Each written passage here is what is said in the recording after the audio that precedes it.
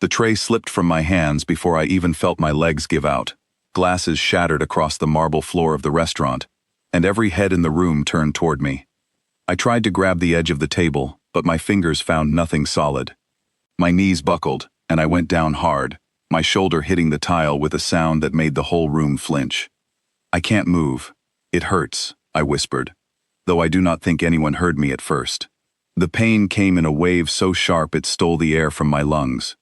I lay there on the cold floor of the private dining room, surrounded by broken glass and spilled wine, and I understood that the secret I had been carrying for 3 weeks had finally caught up with me. My name is Claire Bennett, and until that moment, I was just another waitress, trying to survive a shift at one of the busiest restaurants in the city. The kind of place where powerful men came to eat quietly, where the staff learned early not to ask questions about who sat in the private booths at the back.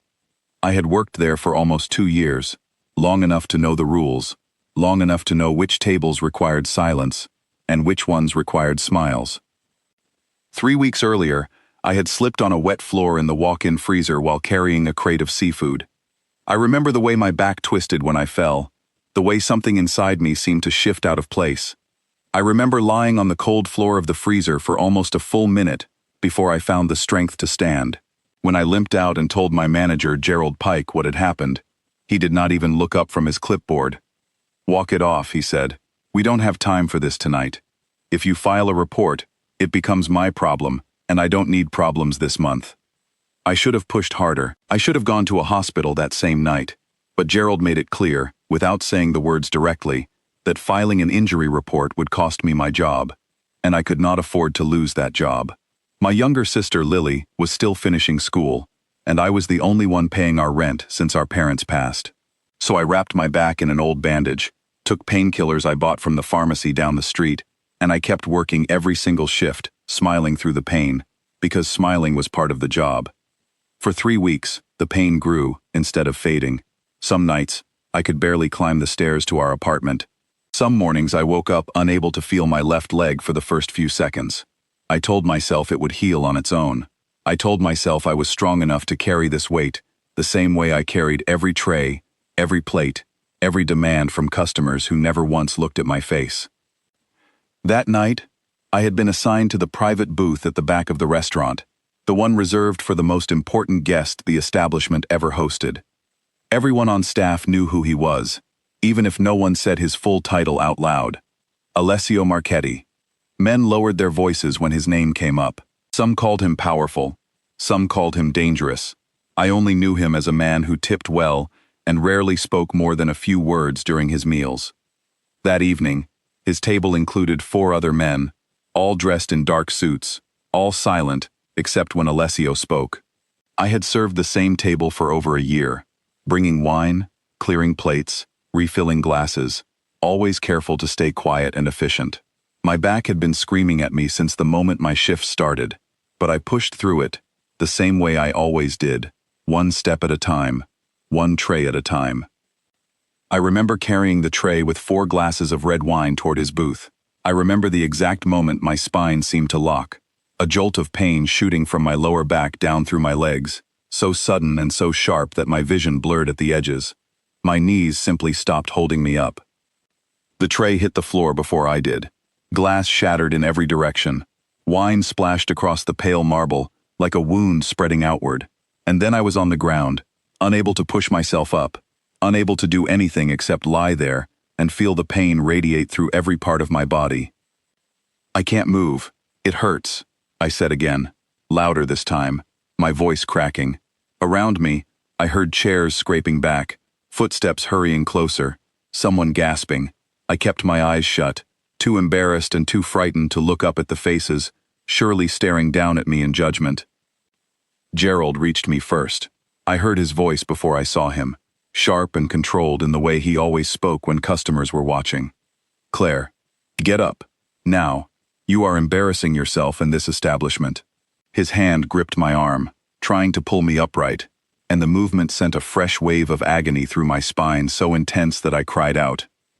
"She can't stand, sir," said one of the other waiters, a young man named Oliver who had always been kind to me. "Something is really wrong." "She fell," Gerald snapped. loud enough for the whole room to hear. "She is clumsy. Get her to the back before she ruins the evening for our guests." I felt hands trying to lift me again, and I could not hold back the sound that escaped my throat. Tears blurred my vision.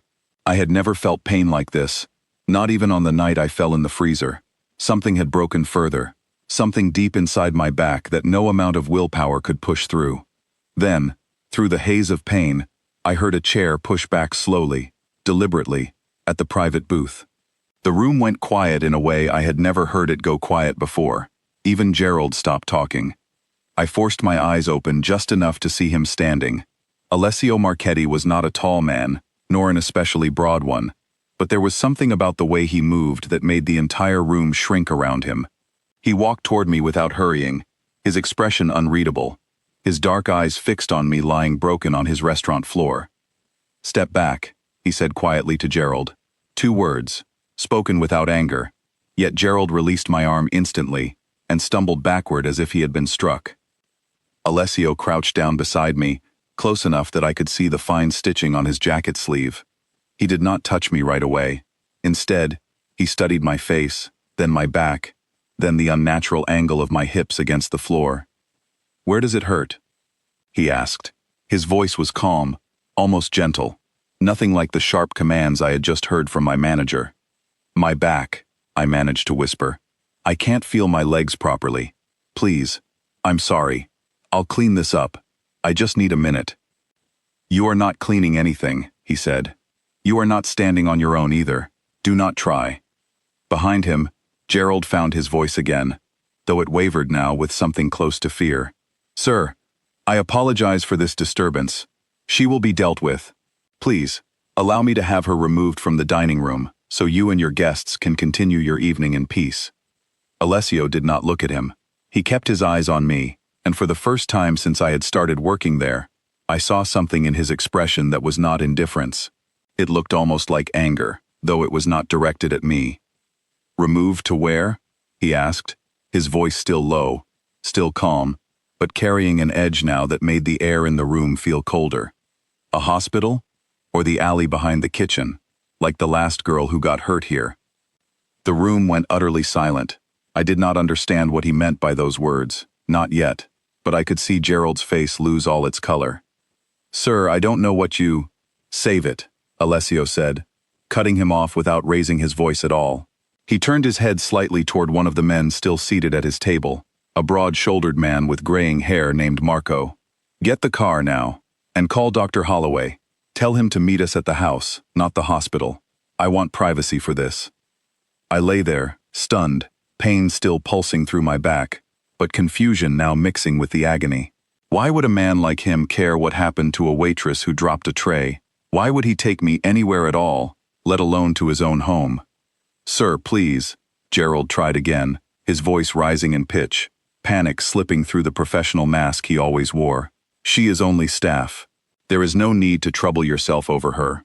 I will handle this internally, I assure you." Alessio finally looked at him, and the look alone made Gerald take another step back. "She is only staff," Alessio repeated slowly, as if tasting the ugliness of the words. "Tell me, Gerald, is that the same thing you said about the boy who broke his wrist in the kitchen last spring? The one who disappeared from the schedule without explanation?" Gerald said nothing. His mouth opened, then closed again. "I own this building," Alessio continued, his voice still terrifyingly calm. "Which means everyone inside it, every single person who wears the uniform of this restaurant, works under my protection, whether they know it or not. No one bleeds on my floor and gets swept into a back room like garbage, not while I am sitting 20 feet away." He turned back to me then, and something in his face softened, just slightly, just enough for me to notice. "Claire," he said, using my name, though I had never once introduced myself to him directly. He must have learned it from watching me serve his table for over a year. "I need you to trust me for the next few minutes. I am going to lift you very carefully. Tell me immediately if anything feels worse." "You don't have to do this," I whispered, humiliation burning through the pain. "I'm not important. Please, just let me call for an ambulance. I don't want to be a burden to you." "You are not a burden," he said, and something in the way he said it made my eyes fill with fresh tears, though not from pain this time, You are a person who got hurt in a place I am responsible for. That is the only fact that matters right now. Marco returned within moments, along with two other men I recognized as part of Alessio's usual company. Together, they helped Alessio lift me with a gentleness I never expected from men who carried themselves with such quiet menace. I gasped as they moved me, but the pain, though sharp, did not spike the way it had when Gerald pulled at my arm. As they carried me through the restaurant, past tables full of customers who stared in silent disbelief, past coworkers frozen mid-step with trays still in their hands, I caught a final glimpse of Gerald standing alone near the private booth, his face pale, his hands trembling slightly at his sides.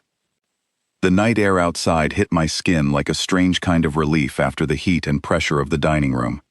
A sleek black car waited at the curb, its driver already holding the door open. Alessio climbed in beside me as the others settled me carefully across the leather seat, my head resting against a cushion someone had produced from nowhere. "Where are we going?" I asked, my voice barely above a whisper, exhaustion and confusion pressing down on me as heavily as the pain in my back. "Somewhere, you will actually be looked after," Alessio said, watching me with an intensity I did not understand yet. "Somewhere no one will tell you to walk it off." As the car pulled away from the restaurant, I closed my eyes, unsure whether to feel afraid of what waited ahead, or something else entirely, something I did not yet have a name for.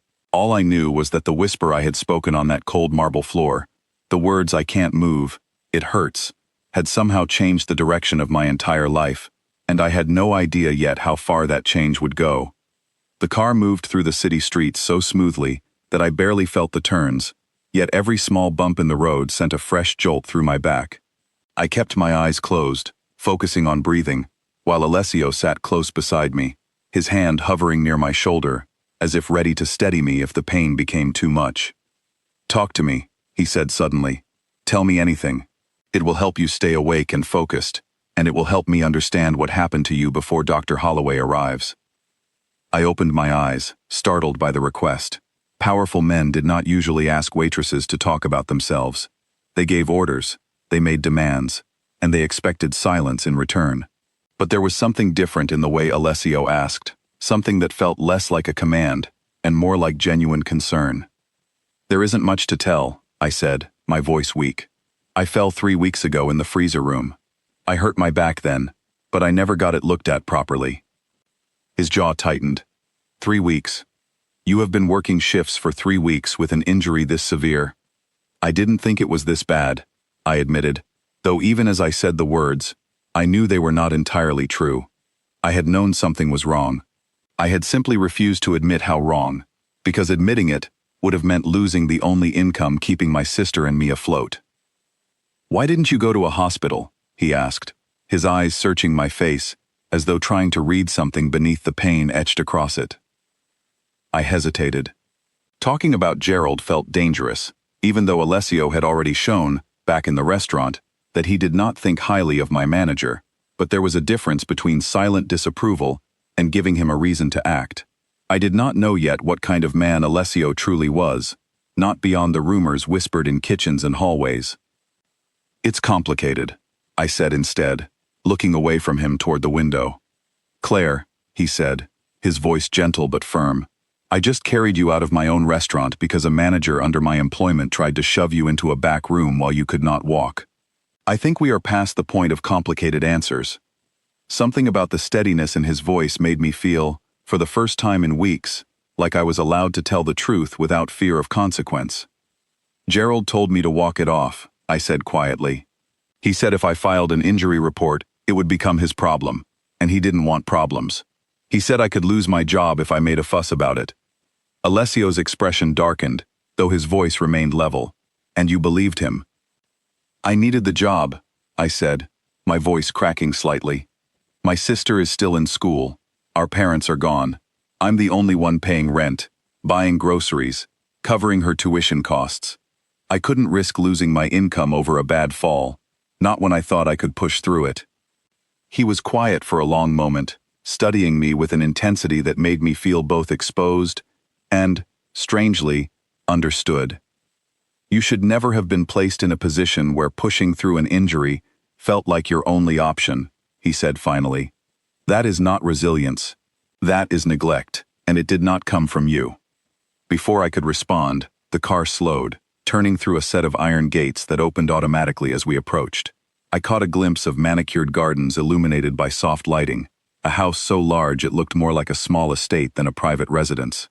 The car came to a gentle stop beneath a covered entrance, and within seconds, the door opened. A man in a white coat stood waiting, his expression calm and professional despite the late hour. This was Dr. Holloway, though I did not know his name yet. He moved quickly toward the car as Alessio and Marco carefully lifted me from the seat, carrying me inside with the same careful coordination they had shown at the restaurant. Bring her to the East Wing, Dr. Holloway instructed, walking briskly ahead of them. I have already prepared the examination room. The inside of the house was more beautiful than anything I had ever seen in person. All warm wood and soft lighting, yet I barely had the energy to appreciate it as pain continued to pulse through my spine with every small movement. They laid me carefully on a padded examination table in a room that looked more equipped than most private clinics. Medical equipment lining the walls, monitors and machines humming quietly. I need everyone except Claire and myself out of the room, Dr. Holloway said, already pulling on a pair of gloves. Alessio hesitated at the doorway. I want to know the moment you have an assessment. You will, Dr. Holloway said, not unkindly, but firmly. Now let me work. Alessio's eyes met mine one final time before he stepped back, and something in that brief look felt like a promise, though I could not yet name what kind. The door closed behind him, and Dr. Holloway turned his full attention to me. Miss Bennett, he said gently, checking a tablet in his hand, I understand you fell approximately 3 weeks ago, and tonight your symptoms became significantly worse. Yes, I said, wincing as he carefully helped reposition me for examination. I didn't realize it was this serious. Injuries to the spine rarely announce themselves immediately, he said, pressing gently along my lower back, watching my face closely for reactions. Sometimes the body compensates for weeks before it simply cannot anymore. Tell me exactly what happened the night you fell. I described the wet floor in the freezer room, the crate of seafood I had been carrying, the awkward twist of my body as I lost my footing.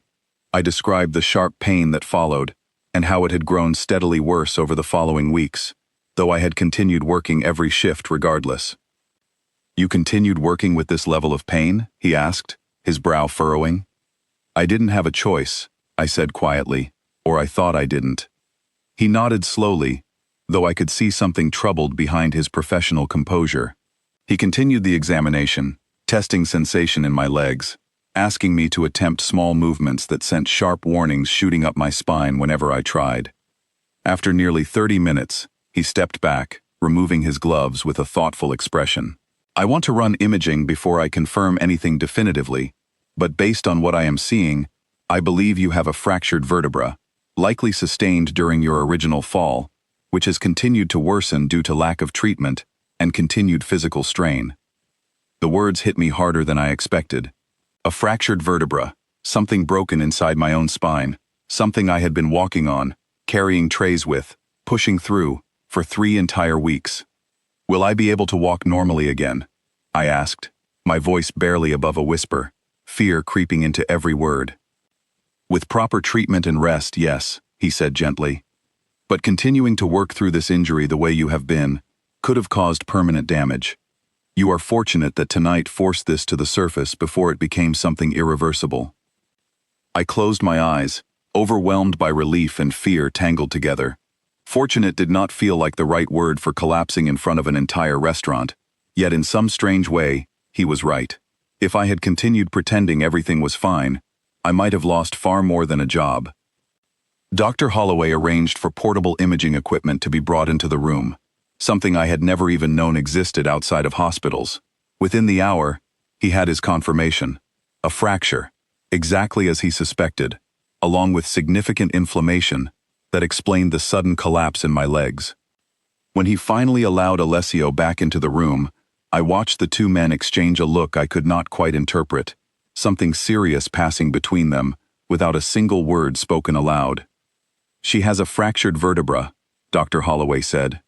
She needs complete rest, proper pain management, and monitoring over the coming weeks. Moving her again tonight would not be wise.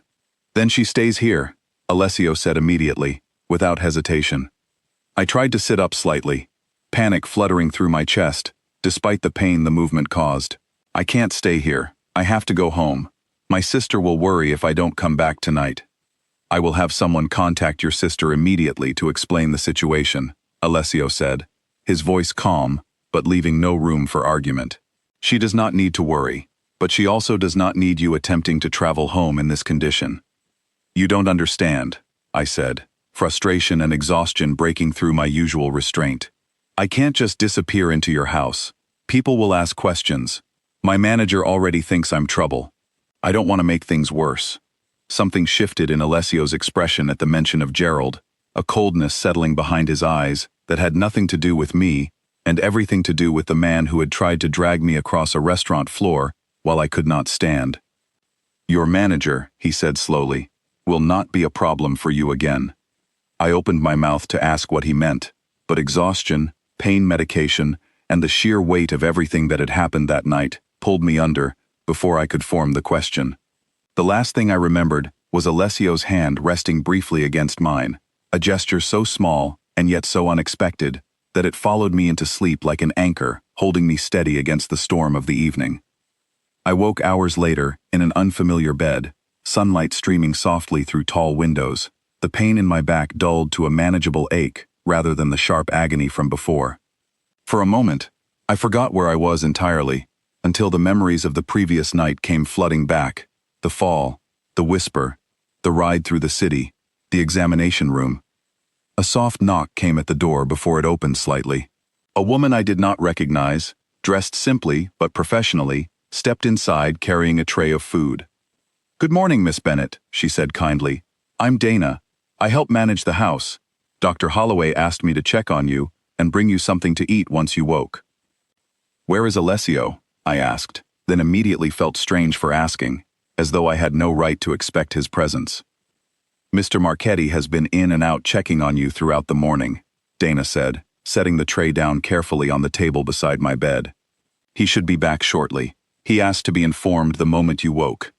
I sat there in the unfamiliar room, surrounded by comfort I had never experienced before in my life, and I could not shake the feeling that everything about my situation had changed overnight, in ways I did not yet fully understand. The whisper I had spoken on the restaurant floor had opened a door I never knew existed, and now I stood on the other side of it, unsure of what waited ahead, yet somehow no longer afraid the way I had been the night before. Dana lingered by the door a moment longer, glancing at the tray she had brought. You should try to eat something, even if it is only a little. Dr. Holloway left instructions that you need your strength for the days ahead. I nodded, though my stomach felt tight with nerves rather than hunger. Has my sister been told anything yet? Mr. Marchetti had someone call her early this morning, Dana said gently. I believe she was given enough information to understand you are safe and being cared for, without unnecessary detail that might alarm her. He was very specific about that. Relief loosened something in my chest. Lily worried easily, especially since our parents passed, and the thought of her sitting alone in our apartment imagining the worst had been gnawing at me since I woke. Thank you, I said quietly, for telling me that, and for the food. Dana smiled and stepped out, leaving me alone with the tray and my thoughts. I picked at the food slowly, my body still adjusting to the dull ache replacing the sharp agony from the night before. Every few minutes I found myself glancing toward the door, uncertain why I expected Alessio to appear so soon, uncertain why some part of me wanted him to. When he did return, he moved into the room quietly, almost hesitantly, a stark contrast to the commanding presence he carried in the restaurant. He pulled a chair close to the bed and sat down without being invited, though something in his posture suggested he was waiting for permission rather than assuming it. How is the pain this morning? He asked, his eyes moving briefly to the untouched half of my breakfast. Better, I admitted. Still there, but not like last night. He nodded, though his jaw remained tight, as though the memory of the previous evening still sat uneasily with him. Dr. Holloway wants you to remain here for at least the next several days, possibly longer depending on how the fracture responds to rest. I have already arranged for the guest wing to be prepared properly, and Dana will be available for anything you need. I can't stay here for days, I said, sitting up slightly despite the twinge it caused. I have rent to pay, bills that don't wait just because I'm hurt. I need to work. You will not be working for the foreseeable future, Alessio said, his tone leaving no room for negotiation, though it remained gentle rather than harsh. And you will not need to worry about rent or bills during that time either. I stared at him, confusion and pride warring inside me. I can't accept that from you. You barely know me. I'm not asking for charity. This is not charity, he said, leaning forward slightly, his dark eyes steady on mine. You were injured, working in a building I own, under a manager I employed, who chose to endanger you, rather than report the incident properly. That makes this my responsibility, not a gift I am offering out of pity.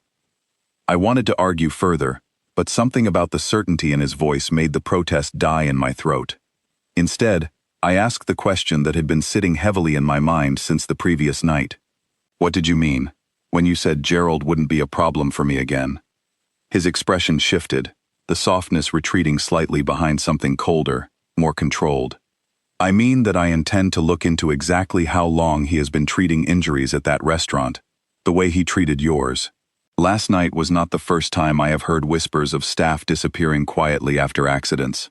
I simply never had proof strong enough to act until now. You're going to investigate him, I said slowly, understanding dawning. I am going to make certain no one else ends up collapsed on my floor because they were too afraid to ask for help, he said. Whatever I find, he will answer for it. Something about the resolve in his voice sent a shiver through me, not of fear, but of something closer to relief. For 3 weeks, I had carried the belief that my pain did not matter enough to disrupt anyone's evening, that silence was simply the price of keeping my job. Hearing him speak with such conviction about accountability felt like a weight lifting slightly from my shoulders, even as new questions took its place. Why do you care this much? I asked quietly. I'm nobody important. I just serve your table. Alessio was quiet for a long moment, his gaze drifting briefly toward the window before returning to me. I grew up watching people with power decide that people without it did not matter enough to protect. I promised myself a long time ago that anything under my name would never operate that way, not if I could help it. Last night, I failed that promise for 3 weeks without knowing it. I do not intend to fail it any longer now that I do know. His words settled over me heavily, revealing a piece of the man beneath the reputation, someone shaped by something in his past he had not fully explained, yet clearly still carried close. I did not press further, sensing that this was not the moment to ask, though the question lingered quietly in the back of my mind. You should rest, he said eventually, standing from the chair. Dr. Holloway will check on you again this afternoon. If you need anything at all, Dana knows how to reach me. As he moved toward the door, I called after him, surprising myself with the words before I fully decided to say them. Alessio. He paused, turning back toward me. Thank you. For last night, for all of this. He studied me for a long moment, something unreadable passing behind his eyes. You do not need to thank me for being treated the way you should have been treated from the beginning. When he left, I lay back against the pillows, staring at the ceiling of a room more comfortable than anywhere I had ever slept before, and I understood that the whisper I had spoken on the restaurant floor had not simply changed my circumstances for a single night. It had cracked open a door into a world I never expected to see, one built on power, danger, and a kind of protection I had never known existed, and I had no idea yet how far its reach would extend into the rest of my life. 3 days into my stay at the estate, a knock at my door pulled me from a light sleep, and I opened my eyes to find Dr. Holloway standing beside my bed with a folder in his hand and a look on his face that made my stomach tighten before he said a single word. Your imaging results came back with more detail than we had initially, he said, sitting carefully on the edge of a chair near the bed. I want to walk you through everything, Claire, because I think you deserve to understand exactly what happened to your body over these last 3 weeks. I sat up slowly, ignoring the twinge in my back, and nodded for him to continue. Part of me wanted to know everything. Another part of me was afraid of what those words might reveal.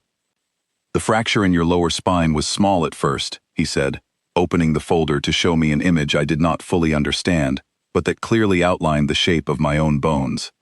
Small enough that with immediate rest, it likely would have healed within a few weeks without any lasting damage. But because you continued working, lifting trays, standing for long shifts, bending and twisting under strain, the fracture worsened steadily. By the time you collapsed, the damage had progressed to the point where a slightly more forceful movement could have caused permanent nerve damage. The words landed like ice water down my spine. Permanent, I repeated quietly. You are fortunate, he said gently, truly fortunate. A few more days, perhaps even a few more shifts, and we might be having a very different conversation about your ability to walk normally again. As it stands, with proper rest and the treatment plan I have designed, I expect a full recovery. Relief and horror tangled together inside me, so tightly I could not separate one from the other. I thought of all the nights I had pushed through the pain, telling myself I was being strong, telling myself I had no other choice. I had nearly traded my ability to walk for a paycheck I could not afford to lose. How long until I can go back to normal life? I asked. 6 to 8 weeks of careful recovery, followed by physical therapy, he said. During that time, no lifting, no prolonged standing, and absolutely no work of the kind you were doing before. I understand that presents challenges for you, but Mr. Marchetti has already made it clear that your recovery will not be complicated by financial pressure. I appreciated the reassurance, yet some old instinct inside me still resisted fully believing that someone with as much power as Alessio would continue caring about my situation once the initial shock of the incident faded. People like him did not usually stay invested in people like me once the immediate crisis passed. At least, that had always been my experience with anyone holding authority over my life. After Dr. Holloway left, I spent the following hours staring at the ceiling, turning his words over in my mind. The fracture, the near miss with permanent damage. The 3 weeks I had spent convincing myself that pain could simply be managed through willpower alone. A soft knock interrupted my thoughts again, and this time Alessio stepped inside, his expression more guarded than it had been over the past few days. He had visited every morning and evening since my arrival, sometimes staying only a few minutes, sometimes lingering long enough for quiet conversation that slowly chipped away at the wall of formality between us. Dr. Holloway told me the imaging results, he said, sitting in the same chair the doctor had occupied earlier. I wanted to hear from you directly, how you are feeling about everything, he explained. Scared, I admitted, surprising myself with the honesty. I almost lost the ability to walk properly, because I was too afraid of losing my job to ask for help sooner. Alessio's jaw tightened, the same coldness I had seen flicker across his face the night of my collapse returning now, stronger. That fear did not come from nowhere, Claire. It came from a system that punished you for being hurt rather than protecting you. I intend to make certain that system no longer exists at that restaurant, or anywhere else under my name. What have you found? I asked carefully. About Gerald, I mean. He was quiet for a moment, weighing how much to share. More than I expected, and worse than I hoped. I had my people review the restaurant's records over the past 18 months. There have been at least 6 documented incidents of staff injuries that were never properly reported, all of them handled the same way yours was, with threats disguised as advice, encouraging employees to hide their pain rather than seek treatment. My chest tightened at the number. 6 people, besides myself, silently suffering the same way I had, too afraid to speak up. One of them, Alessio continued, his voice hardening further, a young man who worked in the kitchen, suffered a severe burn on his arm that Gerald refused to allow him to report as a workplace injury. The boy paid for his own treatment, missed wages he desperately needed, and eventually quit, rather than risk further injury. Gerald told the rest of the staff he had simply moved on to another opportunity. Why would he do this? I asked, though some part of me already suspected the answer. Money, Alessio said simply. Every reported workplace injury raises insurance costs and invites scrutiny from regulators. Gerald has been quietly pocketing the difference between what he claims for staff safety equipment and what he actually spends, year after year, while covering up any injury that might expose the discrepancy. Your collapse threatened to unravel all of it in front of the wrong audience. The picture forming in my mind made my stomach turn. Gerald had not simply been protecting himself from inconvenience. He had been protecting an ongoing scheme that had cost real people their health, their wages, and in some cases, their futures at that restaurant. What happens now? I asked quietly. That depends on how thoroughly I want this addressed, Alessio said. I could simply remove him quietly, replace him, and move forward as though nothing happened. Many people in my position would choose that path, avoiding public attention and unnecessary complication. But you're not going to do that, I said, watching his face carefully. No, he said, I am not. Because quiet solutions protect reputations, not people. The staff at that restaurant deserve to know exactly why Gerald is gone, and they deserve to see that hiding an injury will never again be treated as the safer option compared to reporting it. Something about the conviction in his voice made me study him more closely than I had allowed myself to before. This was not simply a man protecting his business interests. There was something deeply personal fueling his anger, something that went beyond my situation alone. You mentioned before that you grew up watching people with power ignore those without it, I said carefully. Can I ask what happened? What made you care this much about something most people in your position would dismiss entirely? Alessio was quiet for a long moment, his eyes drifting toward the window, and I wondered if I had pushed too far, asked something he was not ready to answer. But eventually, he spoke, his voice lower than before, carrying a weight I had not heard from him until now. My mother worked in a factory when I was young, he said, before my father built the businesses that eventually became what people now associate with our family name. She worked long hours under a supervisor who treated the workers as replaceable tools rather than people. When she injured her hand on a machine that had been reported as faulty weeks earlier, the supervisor refused to acknowledge the report existed. He told her the same thing your manager told you. Walk it off. I felt my breath catch, the parallel settling heavily between us. She lost partial use of that hand permanently, he continued. She never fully recovered, and she carried the physical reminder of that supervisor's decision for the rest of her life. I was 12 years old when it happened, old enough to understand what had been taken from her, too young to do anything about it.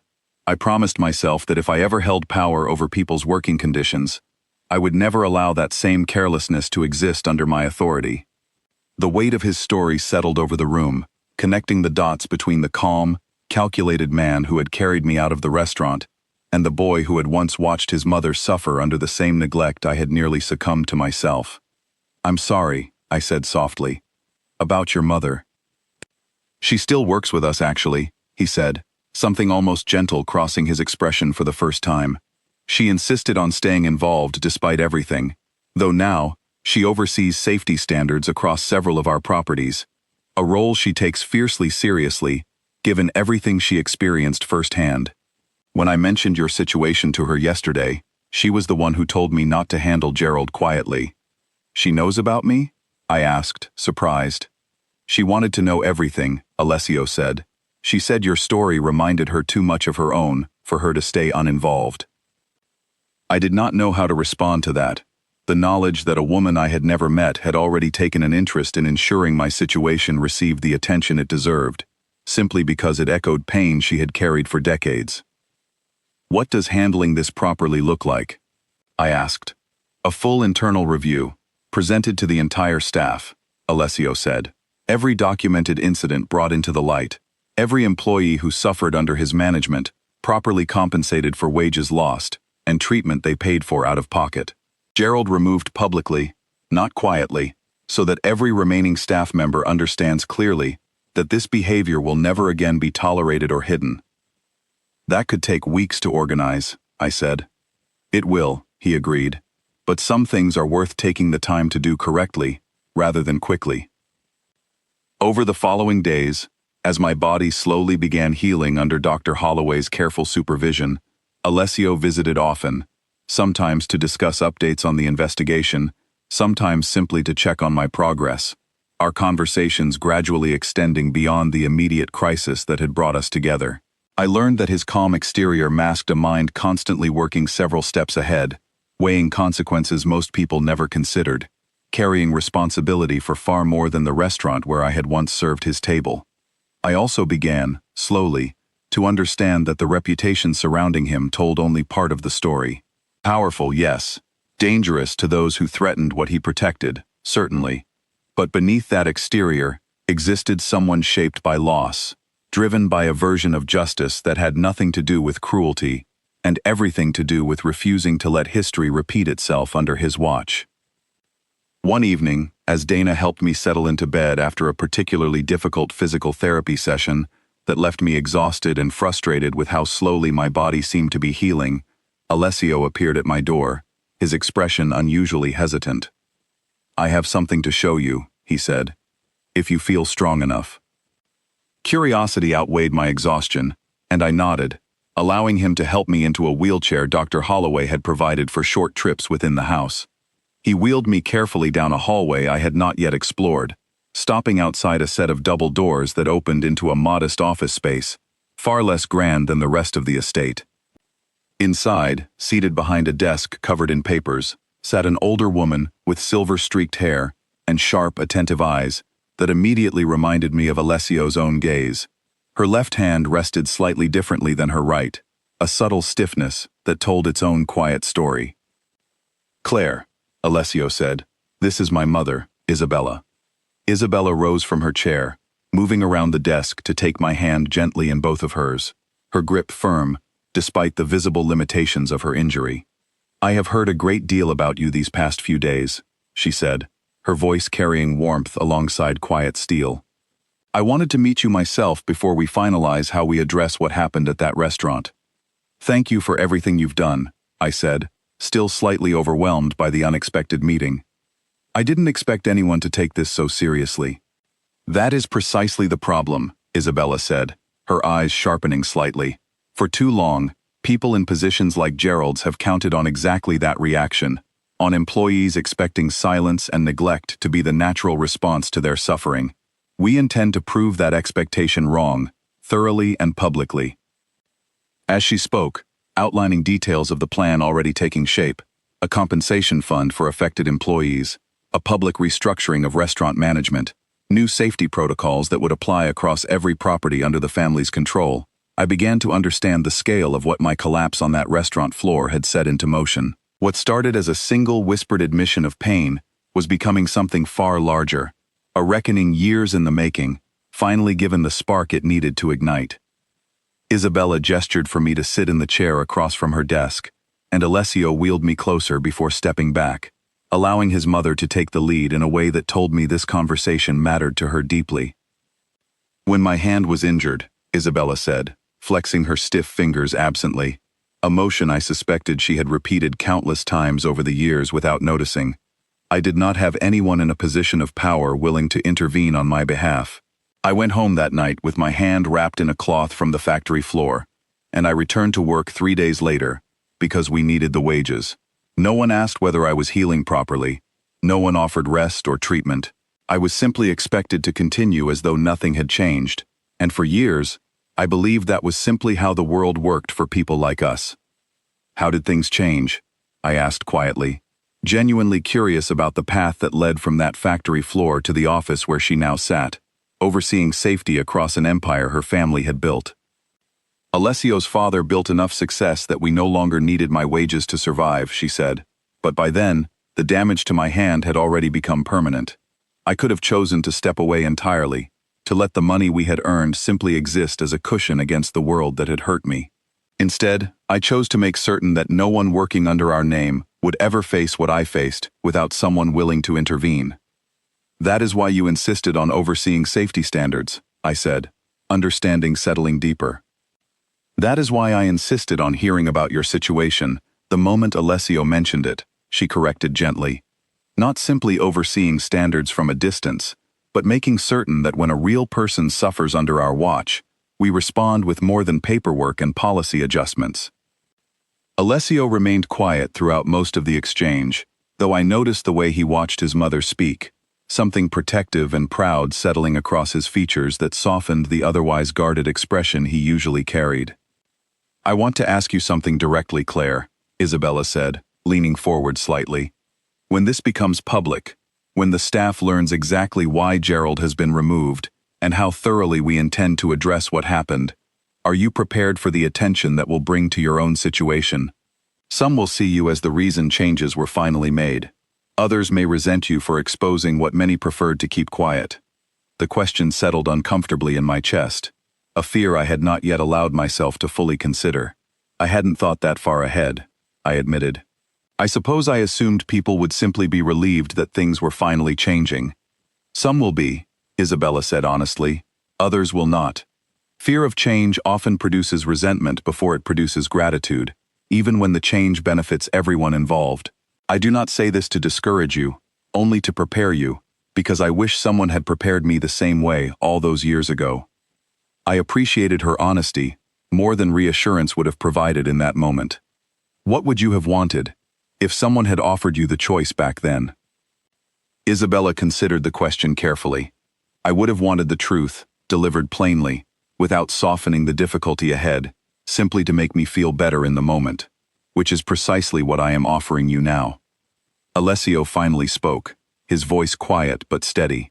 You do not have to be involved in how we present this publicly if you would rather step back and let the investigation proceed without your name attached directly to it. No, I said, surprising myself with the certainty in my own voice. If 6 other people suffered the same silence I did, they deserve to know someone finally said something out loud. I don't want to hide from that, even if it brings complications I haven't fully considered yet. Isabella smiled slightly, the expression reminding me again of her son. Then we will make certain you are supported every step of the way, not left to carry this alone the way I once was. As the conversation continued, moving into specific details about timelines and the careful process of documenting each affected employee's experience, I felt something shift inside me, a sense of purpose, replacing the helplessness that had defined the past 3 weeks of silent suffering. The whisper I had spoken on that restaurant floor had not simply saved me from further harm. It had connected me to a fight far larger than my own recovery, one rooted in decades of quiet injustice, finally given the chance to be addressed in the open, with people who understood exactly what that silence had cost. 2 weeks after my collapse, I sat in a wheelchair near the back entrance of the restaurant, my hands trembling slightly despite the calm I tried to project. Alessio stood beside me, his expression unreadable, while Isabella waited a few steps ahead, a folder tucked under her arm containing everything the investigation had uncovered.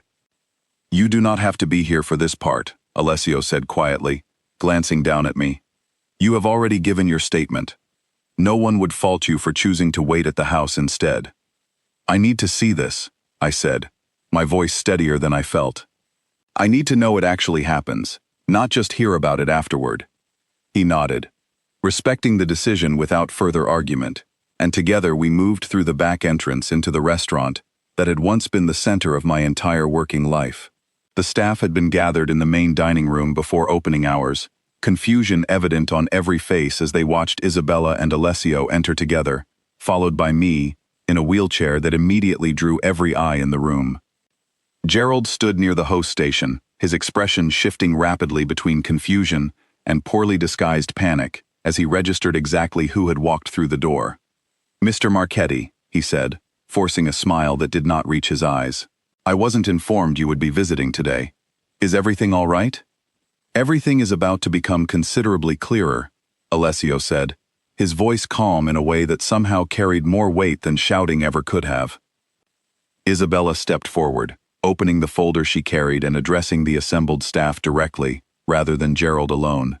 My name is Isabella Marchetti. Many of you know my family owns this establishment, though few of you have likely met me personally before today. I am here because 2 weeks ago, a member of this staff collapsed on this very floor due to an injury that had been ignored for 3 weeks, under direct instruction from your manager. Murmurs rippled through the gathered staff, several eyes flicking toward me before returning to Isabella. Oliver, the young waiter who had shown concern the night I collapsed, stood near the back, his expression grim but attentive. An investigation into this incident revealed a pattern extending far beyond Claire's situation, Isabella continued, her voice steady and clear. Over the past 18 months, at least 6 separate workplace injuries were deliberately concealed from proper reporting channels, employees discouraged or outright threatened against seeking treatment or filing claims that would have entitled them to compensation and medical care. Gerald's face had gone pale, his hands clenching at his sides as the weight of the accusation settled over the room. This is a misunderstanding, he said, his voice rising slightly. I was simply trying to avoid unnecessary disruption to operations. I never intended for anyone to suffer lasting harm. A burn that went untreated for days because you refused to authorize proper care, Isabella said, her voice hardening as she pulled a page from her folder. A repetitive strain injury that could have been prevented entirely with equipment you claimed to have purchased, using funds designated specifically for that purpose, funds that somehow never resulted in actual equipment appearing on this floor. The room fell into stunned silence. Several staff members exchanged glances, pieces clearly falling into place as they recalled incidents I had never even known about, colleagues who had quietly left the restaurant under circumstances no one had questioned closely enough at the time. "You're removed from your position, effective immediately," Alessio said, his voice final. "Every documented incident will be addressed individually, with proper compensation for wages lost and treatment costs covered directly by this establishment. A new management structure will be implemented within the week, along with revised safety protocols that every remaining staff member will be trained on thoroughly." Gerald's composure finally cracked entirely, panic replacing the forced professionalism he had maintained until that moment. "Please," he said, his voice dropping into something closer to desperation. "I have worked for this family for over a decade. Surely there is room for a different resolution here, something that does not end my career entirely over decisions made to protect operational efficiency." "Operational efficiency," Alessio repeated, something cold entering his tone that I had only heard once before, the night he first confronted Gerald over my collapse. "Is that the term you used internally when you told injured employees to walk off wounds that required actual medical attention, when you pocketed money meant to protect their safety while allowing them to work in conditions you knew to be dangerous?" Gerald had no response, his mouth opening and closing without producing sound, the reality of consequence finally settling over him in a way that no amount of protest could soften. "You will not be prosecuted for the fraud uncovered in this investigation," Isabella said, though the evidence gathered would certainly support such action. "We have chosen instead to focus resources on properly compensating those you harmed, rather than pursuing lengthy legal proceedings that would delay their relief. Consider that mercy, not an oversight." I watched Gerald's shoulders sink. The man who had once dismissed my pain with 2 careless words, now standing exposed in front of the very staff he had spent years quietly failing. There was no satisfaction in watching him unravel, only a strange, heavy relief that the silence enforced for so long had finally been broken. As security personnel arrived to escort Gerald from the premises, collecting his belongings under supervision to ensure nothing was destroyed or removed improperly, Isabella turned her attention back to the remaining staff, her expression softening slightly. "I understand this comes as a shock," she said. "Many of you likely suspected something was wrong, without feeling safe enough to speak up about it directly. That silence ends today.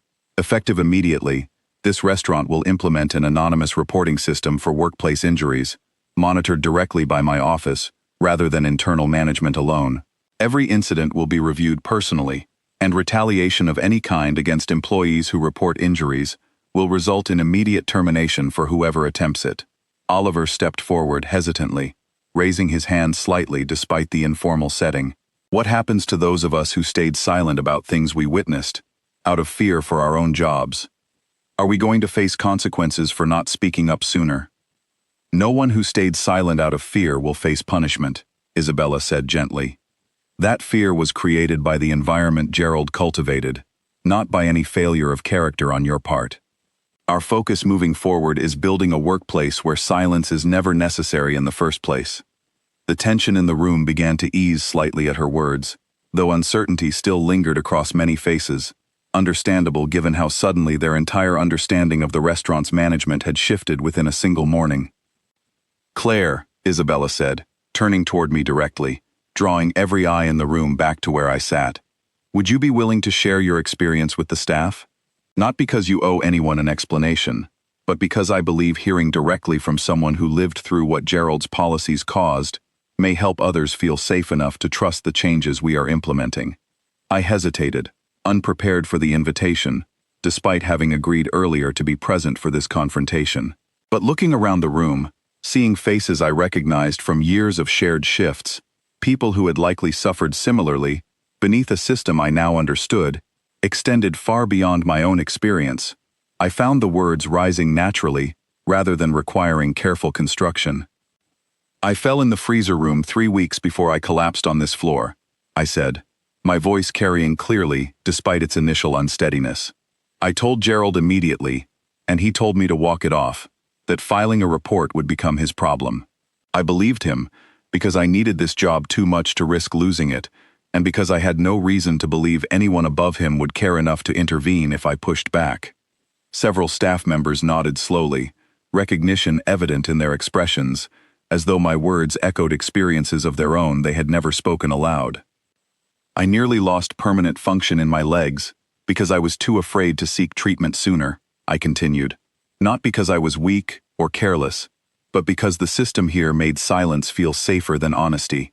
I don't say this to blame any of you who witnessed something similar and stayed quiet. I understand exactly why that silence felt necessary. I just hope, moving forward, that none of you ever have to make that same choice again. The room remained quiet for a long moment after I finished speaking, until Oliver stepped forward again, his expression earnest. I'm glad you're all right, Claire, and I'm glad someone finally said something loud enough for it to matter. Murmurs of agreement followed, several staff members offering quiet words of support that I had not expected, given how isolated I had felt throughout my time working there. Always careful, always quiet, always assuming my struggles mattered less than the smooth operation of the business around me.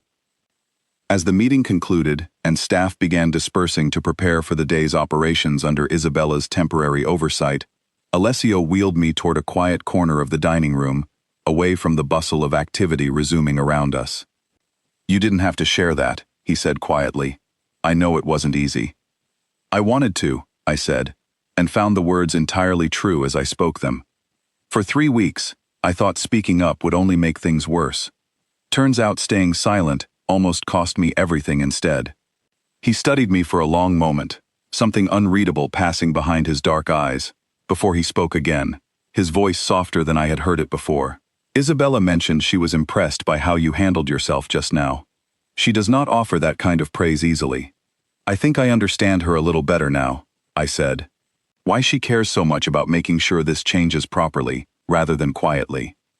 She spent years believing her silence was the price of survival, Alessio said. Watching you refuse that same silence, even after everything you went through, means more to her than you probably realize. As the restaurant slowly returned to its normal rhythm around us, new management already being discussed among Isabella's trusted associates, I felt something settle inside me that had been missing since the night my body finally gave out, beneath weeks of hidden pain. Later that afternoon, once most of the staff had returned to their regular duties under the temporary guidance of one of Isabella's associates, Oliver approached the corner where I still sat, his expression carrying a mixture of relief and lingering uncertainty. Can I ask you something? He said, glancing briefly toward Alessio, who had stepped away to speak quietly with Isabella near the kitchen entrance. Of course, I said. Were you frightened? Oliver asked. Not of the fall, or the pain, but of what would happen once someone that powerful became involved in your life so suddenly. I would have been terrified. I considered the question honestly before answering. At first, yes. I didn't know what to expect. I had heard the same rumors everyone else had, about what happens to people who become tangled up in matters involving families like the Marchettis. But somewhere along the way, that fear turned into something closer to trust. Once I realized his intentions were never about controlling me, only about correcting something he saw as genuinely wrong. A lot of us assumed powerful families like this one only cared about protecting their own interests, Oliver admitted. Seeing this today, seeing them actually address what happened to you and the others, Gerald hurt, it changes things. Makes me feel like maybe this job is worth staying at after all. I hope it is, I said. For all of us. Oliver nodded, seeming to relax slightly for the first time since the meeting began. For what it's worth, I always thought something felt wrong with how Gerald handled things. I just never had proof, and I was too worried about my own position to push harder for answers. None of us should have had to carry that fear alone, I said. I'm just glad it's finally over. As Oliver returned to his duties, Isabella approached, her expression thoughtful as she studied the dining room now humming with quiet, purposeful activity, rather than the tension that had gripped it earlier that morning. The staff response was better than I anticipated, she said, addressing both Alessio and me as she joined us. Fear often makes people defensive when confronted with sudden change, even change meant to help them. Your willingness to speak honestly, Claire, made a considerable difference in how quickly they moved past their initial shock. I only said what was true, I said. Truth spoken plainly carries more weight than most people realize, Isabella said. I intend to personally oversee the transition here over the coming weeks, ensuring the new protocols are implemented properly, rather than simply announced and forgotten once attention moves elsewhere. What about the 6 employees who were affected before me? I asked. Have they been contacted yet? 2 have already been reached and are receiving compensation for their lost wages and treatment costs, Isabella said. The remaining 4 are being located through employment records and personal contacts still working here. We intend to make certain every single one receives proper acknowledgement and support, regardless of how much time has passed since their injuries occurred. The thoroughness of her approach reassured me in a way I had not expected, confirming that this reckoning was never simply about addressing my situation alone, but about correcting a pattern of harm that had been allowed to continue far longer than it should have. As the afternoon light shifted through the tall windows of the dining room, casting long shadows across tables now being properly set for the evening service ahead, Alessio knelt beside my wheelchair, his expression softer than the composed authority he had carried throughout the confrontation earlier that morning. You held yourself with more strength today than most people twice your experience could have managed, he said quietly. I want you to know that. I had good reason to find that strength, I said, meeting his eyes steadily. Watching you and your mother refuse to let this stay quiet gave me the courage to stop staying quiet myself. Something passed between us in that moment, quiet and unspoken, yet undeniably present, a recognition that the events of the past 2 weeks had shifted something deeper than simply my employment circumstances or physical recovery. Whatever waited ahead, I understood now that I would not be facing it the way I had faced everything before, alone, and afraid of being seen as too much trouble to matter. 6 weeks after my collapse, I stood on my own 2 feet outside the restaurant. No wheelchair, no crutches, just careful steps guided by weeks of physical therapy that had slowly rebuilt strength I once feared I might never fully recover. The morning air felt sharper somehow, more alive, as though my body wanted to remind me of everything it had nearly lost. Dr. Holloway had cleared me for light activity only the day before, warning me firmly against rushing back into anything resembling my old pace of work. Still, I had insisted on visiting the restaurant myself, rather than waiting for updates delivered secondhand through Alessio or Isabella. I needed to see the changes with my own eyes. Walking through the front entrance felt strange after so many weeks away, memories of that final collapsed night, mixing uneasily with everything that had happened since. The dining room looked much the same at first glance, the same warm lighting, the same polished tables. Yet something in the atmosphere felt different, lighter somehow, as though a weight long carried by the staff had finally lifted. Oliver spotted me first, his face breaking into a genuine smile as he crossed the room quickly. Claire, you're walking, properly walking. 6 weeks of physical therapy will do that, I said, unable to stop my own smile from spreading in response to his enthusiasm. It's good to see you, he said, then gestured around the room. A lot has changed since you were last here. New management, obviously, but also new equipment, proper safety training every month, and an actual system for reporting injuries that people trust now. How is everyone adjusting? I asked. Better than expected, Oliver said. A few people were nervous at first, worried the changes wouldn't last once the attention faded.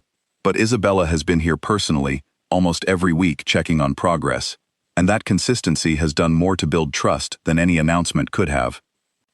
As we spoke, a woman I did not recognize approached from the kitchen area, her uniform crisp, her demeanor calm and organized in a way that immediately suggested competent leadership. You must be Claire, she said, extending her hand warmly. I'm Margaret, the new general manager. Isabella and Alessio have told me a great deal about you. All good things, I hope, I said, shaking her hand. Entirely good things, Margaret said. In fact, your situation is part of the reason I took this position.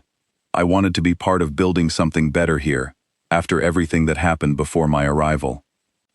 We spoke for several minutes about the changes implemented since Gerald's removal, proper equipment now available in every station, a genuine safety officer employed specifically to monitor conditions across the restaurant, and quarterly reviews that Isabella personally attended to ensure standards remained consistent rather than fading once initial momentum passed. The 2 remaining employees from the original 6 affected have finally been located and compensated, Margaret added quietly, once our conversation moved to more sensitive matters. Every single person harmed under the previous management has now received proper acknowledgement and support. It took time, but Isabella insisted we not stop until every case was resolved. The thoroughness of that follow-through settled something in me that I had not realized still needed settling, confirmation that this had never simply been about resolving my situation alone, but about genuinely correcting harm that extended far beyond my own experience. As I prepared to leave, having satisfied my need to witness the transformation firsthand, Alessio arrived, stepping through the front entrance with the same quiet presence that had first commanded the room the night everything changed. He crossed toward me immediately, his expression softening the moment our eyes met. "You should not be on your feet this long yet," he said, though his tone carried more concern than criticism. "Dr. Holloway cleared me for light activity," I said. "This qualifies." "Barely," he said, though a small smile tugged at the corner of his mouth, one I had grown to recognize over the past weeks as something reserved specifically for moments when he found himself unable to remain entirely composed around me. We walked together slowly toward a quiet table near the window, away from the bustle of the lunch service beginning to pick up around us. Once seated, he studied me carefully, the same intensity I remembered from that very first night settling into his expression, though softened now by weeks of familiarity that had grown between us. "I have something I want to discuss with you," he said. "Something I have been considering since your recovery progressed to this point." "That sounds serious," I said, though curiosity rather than worry colored my voice. "Margaret has done excellent work stabilizing operations here," he said, "but she has expressed interest in eventually moving into a broader role, overseeing multiple properties, rather than remaining tied to a single restaurant indefinitely.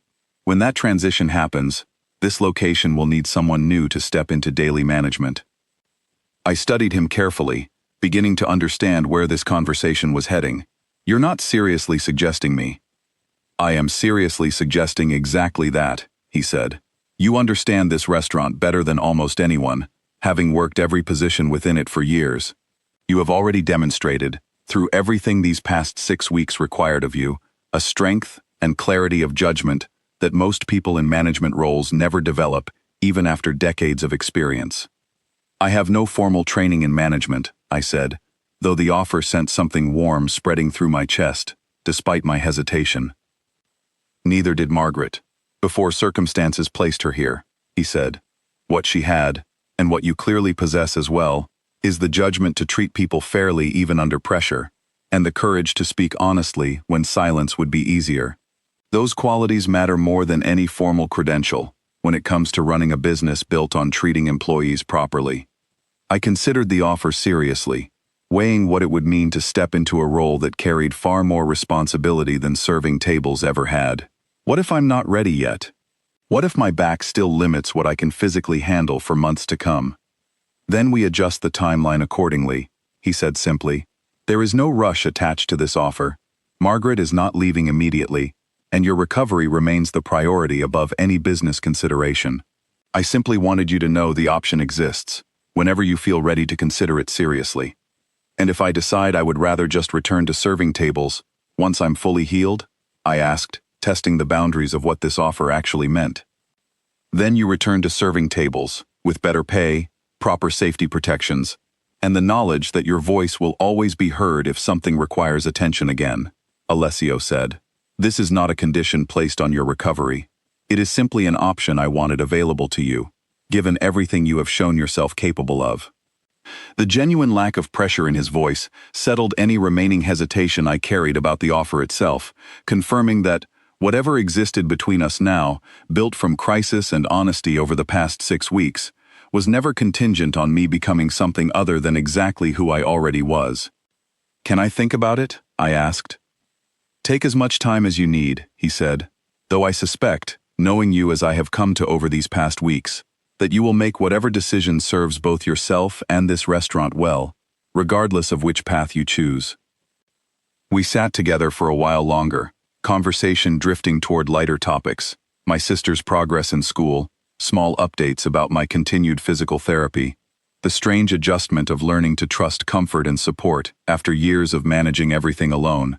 Somewhere during that conversation, I realized how naturally our dynamic had shifted from the careful formality of those first days at his estate into something that felt, increasingly, like genuine partnership built on mutual respect, rather than simple gratitude for his intervention. Later that evening, back at my own apartment for the first time in weeks, Lily greeted me with a fierce hug that nearly knocked the breath from my lungs, careful even in her enthusiasm to avoid pressing too hard against my still healing back. "You're actually walking," she said, tears gathering in her eyes despite her obvious relief. "I was so scared, Claire. When they called and said you collapsed, I thought—" "I know," I said softly, holding her carefully. "I'm sorry you had to go through that fear alone." "You're not alone anymore either, though," Lily said, pulling back to study my face carefully. "Not with everything that's happened. The Marchettis, Alessio specifically. He's really changed things for you, hasn't he?" I considered the question seriously as we settled onto our worn but familiar couch, the apartment feeling smaller now compared to the estate I had spent weeks recovering within, yet somehow more genuinely mine than anywhere else could ever be. "He has," I admitted. "Not just by fixing my situation at the restaurant, though that mattered enormously. He showed me that speaking up, even when it feels frightening, matters more than staying silent to avoid inconvenience. I don't think I'll ever go back to believing my pain doesn't matter enough to mention, the way I believed it for 3 weeks before everything finally broke." "What happens now?" Lily asked. "Between you and him, I mean, not just the restaurant." I smiled slightly, thinking of the quiet conversation over the past weeks, the careful respect that had grown between us without either of us rushing toward something neither felt entirely ready to name yet. "I don't know exactly," I said honestly, "but for the first time in years, I'm not afraid to find out." Over the following months, my recovery continued steadily, physical therapy gradually giving way to full strength, returning to my back, allowing me eventually to return to work, first in a limited capacity, then gradually building toward the management position Alessio had offered, one I ultimately chose to accept once I felt genuinely ready for the responsibility it carried. The restaurant itself transformed into something I barely recognized from the place where I had once silently endured pain for the sake of a paycheck. Safety protocols became second nature rather than afterthoughts. Staff spoke openly about concerns without fear of retaliation, trusting the system Isabella had built to actually protect, rather than simply promise protection while punishing anyone who dared use it. Gerald, I later learned, found employment elsewhere, though word eventually reached us that his new employer had implemented careful oversight after hearing whispers about his previous conduct, ensuring history would not repeat itself under a different roof. As for Alessio and myself, what began as crisis slowly grew into something neither of us had anticipated the night my body finally gave out on that restaurant floor. Not through grand gestures or dramatic declarations, but through the steady accumulation of trust, built across quiet conversations, honest vulnerability, and mutual respect that neither of us had expected to find in circumstances that began with such pain. Standing now in the restaurant I once served tables within, watching new staff members trained properly, watching safety taken seriously, rather than dismissed as inconvenient, I often thought back to that whispered admission on the cold marble floor. "I can't move, it hurts." 4 words that had felt, in that terrifying moment, like the absolute end of everything I had built my life around. Instead, they had become the beginning of everything that mattered most, a life built on honesty rather than silent endurance, on being truly seen rather than quietly overlooked, and on understanding, finally, that speaking the truth about pain, however frightening, was never the weakness I had once believed it to be, but the very strength that carried me toward a life I never thought I deserved to have. On the day I formally accepted the management position, Isabella arrived unannounced, finding me in the small office behind the kitchen that had once belonged to Gerald, now stripped of the old furniture, and repainted in warmer tones that made the space feel entirely new. I heard you accepted, she said, stepping inside and taking a seat across from the desk where I had been reviewing training schedules for the newest staff members. I wanted to congratulate you personally, rather than through a message passed along by my son. Thank you, I said, still adjusting to how naturally she moved through spaces that had once felt entirely outside my reach. I have to admit, I was nervous saying yes. This is a lot of responsibility. Every meaningful responsibility feels that way at first, Isabella said. I remember the first time I stepped into overseeing safety standards across our properties, certain I would fail to make any real difference. Years later, watching what happened here, watching you stand in front of a room full of frightened staff and speak honestly about your own suffering, I understood that the work matters precisely because it never stops feeling significant. Do you think Gerald ever understood what he was doing to people? I asked, a question that had lingered with me since his removal, one I had never quite found the courage to ask anyone directly. Isabella considered the question carefully before answering. I think he understood perfectly well, and chose to prioritize convenience over conscience regardless. That is often the more troubling truth about people who cause this kind of harm. They are rarely ignorant of the damage they cause. They simply decide it matters less than their own comfort. The honesty of her assessment settled heavily, though it also confirmed something I had suspected myself throughout the entire ordeal. Gerald had known. He had simply calculated that the cost of continuing his behavior remained lower than the cost of changing it, until circumstances finally proved that calculation wrong. I want you to know something, Isabella continued, her expression growing more serious.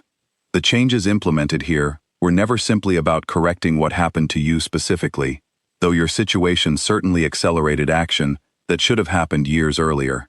They represent a permanent shift in how every property under our family's name operates moving forward. You made that possible, Claire, whether or not you fully appreciate the scale of what your courage set into motion. I absorbed her words quietly, still adjusting to viewing my own collapse, once the most humiliating moment of my life, as the catalyst for change extending far beyond anything I could have imagined, while lying broken on that restaurant floor. Thank you for trusting me with this position, I said finally. I promise, I won't take that trust lightly. I know you won't, Isabella said, rising from her seat. That certainty is precisely why we offered it to you in the first place.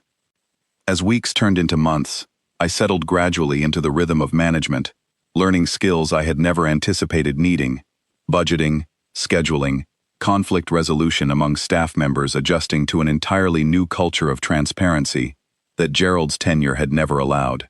Margaret remained available for guidance during the transition, gradually stepping back as her own responsibilities expanded across additional properties, until eventually, the restaurant operated entirely under my direction, supported by a staff that had learned, slowly but genuinely, to trust the system protecting them. Oliver, who had shown kindness toward me since the very night of my collapse, eventually became my most trusted assistant manager, his own growth mirroring the restaurant's broader transformation from a place defined by quiet suffering into one defined by genuine care for the people keeping it running. My relationship with Alessio continued evolving alongside these professional changes, neither of us rushing toward labels or grand declarations, content instead to let trust build naturally through shared dinners, quiet conversations about the challenges of our respective responsibilities, and the simple comfort of knowing someone else understood exactly what building something meaningful out of difficult circumstances actually required. One evening, nearly a year after that fateful collapse, Alessio visited the restaurant after closing, finding me finishing paperwork alone in the office that had once belonged to Gerald. He leaned against the doorframe, watching me for a moment before speaking. "You look tired," he said gently. "Good tired," I said, glancing up with a smile. "The kind that comes from building something worth building, rather than simply surviving another shift. I have watched you transform this place," he said, stepping inside and taking the seat across from my desk that had become familiar over the past months. "I want you to know how proud I am of everything you have accomplished here. I couldn't have done any of this without everything that happened," I said, as strange as that sounds, considering how it all began. "Pain rarely announces itself as the beginning of something better," he said. "But sometimes, if we are fortunate enough to have people willing to listen when we finally speak it aloud, that is exactly what it becomes. I thought back, as I often did during quiet moments like this one, to the whispered words that had changed everything. I can't move. It hurts. Words spoken in humiliation and fear, never intended to become anything more than a desperate admission of suffering I had carried silently for far too long. Instead, they had become the doorway through which an entire life transformed, not simply my own, but the lives of every employee who now worked within walls that finally protected rather than exploited them. The restaurant that had once been the site of my greatest humiliation had become, through months of deliberate change and genuine care, the place where I finally understood my own worth, extended far beyond my ability to silently endure whatever burden was placed upon me. Looking across the desk at Alessio, a man whose reputation had once frightened me, whose quiet intervention on that terrible night had ultimately revealed a depth of character few ever glimpsed beneath his guarded exterior, I understood that the life waiting ahead of me looked nothing like the one I had once resigned myself to accepting. It looked instead like everything I had never quite believed I deserved, built from honesty rather than silence, from being truly seen rather than quietly overlooked, and from a whispered admission of pain that had somehow become the strongest thing I had ever done.